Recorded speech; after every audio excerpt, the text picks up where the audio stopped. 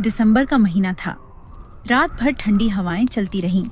पूरा गांव बर्फीली ओस की चादर में लिपटा हुआ था। खेतों के ऊपर बर्फ की मोटी परत जमी थी और इन्हीं पहाड़ियों के बीच बसा था एक छोटा सा गांव सीतानगर। यही गांव अपनी खूबसूरती के लिए जाना जाता था, पर इस सुंदरता के पीछे छिपी थी एक सच्चाई।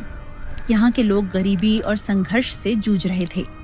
इसी गांव में मूलचंद नाम का एक बहुत ही गरीब आदमी रहता था। गरीबी इतनी थी कि न पहनने को कपड़ा सही से मिल पाता था और न ही खाने के लिए भोजन। मूलचंद के पास अपनी कोई जमीन नहीं थी। वो कभी कभी दूसरों के खेतों में काम करने जाया करता था। वह एक टूटी फूटी झोपड़ी में रहता था। वह किस्मत को ही सब कुछ मान के बैठा रहता था। उसे लगता था कि जितना उसकी किस्मत में होगा वह उसे घर बैठे ही मिल जाएगा। एक दिन गांव का एक समझदार आदमी दीनदयाल उसके पास आया और बोला, बेटा, आखिर तुम इतनी मुसीबत क्यों काट रहे हो? तुम नौजवान हो, होनहार हो।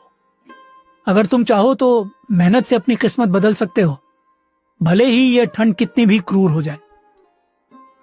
दीनदयाल चाचा, ज्यादा मेहनत करने से कोई फायदा नहीं। जो तकदीर में लिखा है मिलेगा तो उतना ही। इस ठंड में तो जीना भी दुभर है। मेहनत करके क्या हासिल होगा? बेटा, यही गलती तुम्हारे पिता ने भी की थी।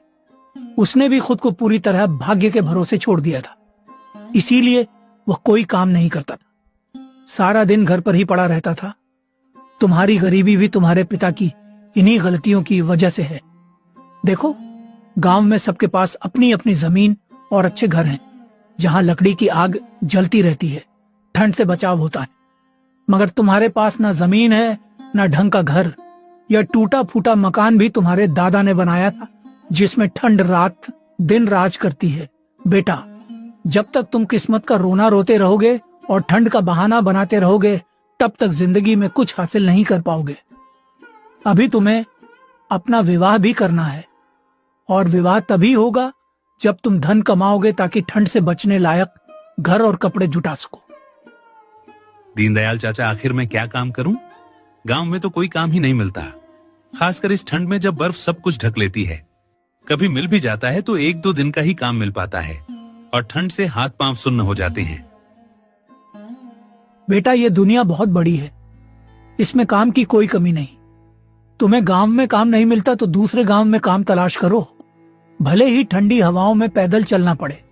अगर तुम कोई काम करने लगे और इस घर की मरम्मत करवा ली, दीवारें मजबूत करवा ली ताकि ठंड अंदर ना घुसे, तो मैं तुम्हारा विवाह करवा दूं।